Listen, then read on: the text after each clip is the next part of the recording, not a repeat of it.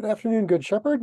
It's Wednesday, October 19th, 2022. Lovely fall day, lovely fall time. The colors are just absolutely spectacular out there. I'm seeing a lot of people comment that this is one of the best autumns that they have seen for a number of years. So if you're able, go out and enjoy the colors.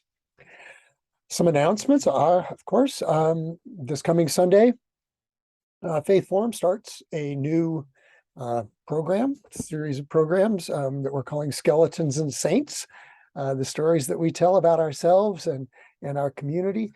And we'll spend a number of weeks, 4 weeks, talking about the history of Good Shepherd, mostly relying on the stories that people who were there can tell us about those times in our parish history from the very, very, very earliest times until now. What's been good, what's been not so good, what's been challenging, what's been worth celebrating, and how we remember that, and how all of those things have formed us into the congregation we are now.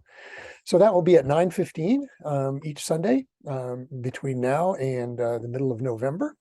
And then on November 20th, Mary Need will help us learn how to take oral histories, sort of a capstone to our longer oral history of what Good Shepherd is all about, so that when we head off for our Thanksgiving meals with family, we can mine memories and tell stories about our individual families and times past. So that's what's going on over the next several weeks in terms of Faith Forum on Sunday mornings. Again, 9:15 in the chapel. They will be Zoomed and they will be recorded. So if you are unable to make that, never fear, you'll be able to go back and see it. And while I'm saying something about Faith Forum, I want to give a special thanks to Kirk and Melissa Watson for an excellent program on their trip on the Camino, their pilgrimage on the Camino de Santiago, the Camino they made last summer, and then their conversation with us last week. So thank you again to them. Sadly, and I think most of you know this now, one of our founding members who was actually going to be with us this coming Sunday, Charlie Kirk, died last weekend. And we're very saddened by that. He not only was a founding member, he served as senior warden, very involved in Colorado, treasurer of the diocese. We will miss him. The celebration of his life funeral will be Friday, October 28th at 10:30. So you are invited to that. You will see announcements if you haven't already, but they will be coming out again and in the e-news, I think. The e-news will also carry, I hope, some information about Youth Sunday, which is coming up a week from Sunday, the 30th. We regularly do a Youth Sunday on the 5th Sunday of each year. If there's a 5th Sunday of the month, then we allow the youth. We hope that youth will be engaged in a different way. And this year we're doing something a little bit different, although we are certainly incorporating the youth. We are focusing on Reformation Sunday in the Lutheran Church and in other Christian denominations. The last Sunday of October is often observed as Reformation Sunday, marking that time when Luther famously hammered his 95 Theses to the door of the church in Wittenberg. So we'll talk a little bit about the Reformation and the impact that it has had on us as Anglicans and Episcopalians. Certainly we owe a lot of who we are to the work of Luther and his colleagues and what came out of the movement that they started. And of course, we are in full communion with our Evangelical Lutheran Church in America, brothers and sisters. So we can have common clergy.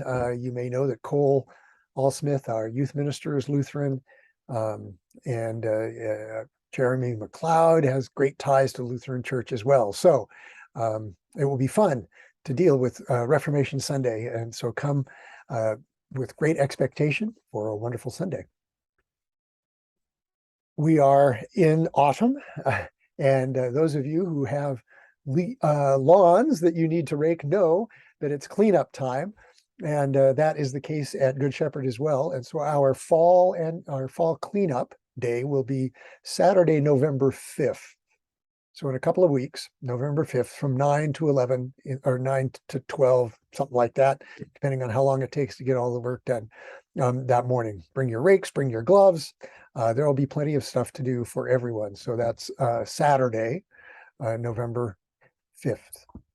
The following day, November 6th, there will be a presentation following the main service of the day, the 10:30 service, on how to minimize the chances that you may have a fall in your home or in other places. So how do we take care of ourselves as we age, as we enter into another kind of autumn?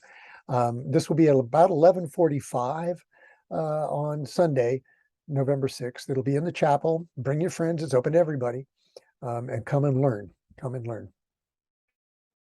You also know that we are in the middle of our stewardship campaign, looking forward to planning for 2023.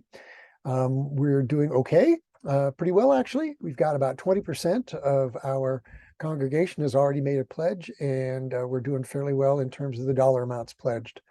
So if you have not already taken a look at that pledge envelope, stewardship envelope, please do ask questions.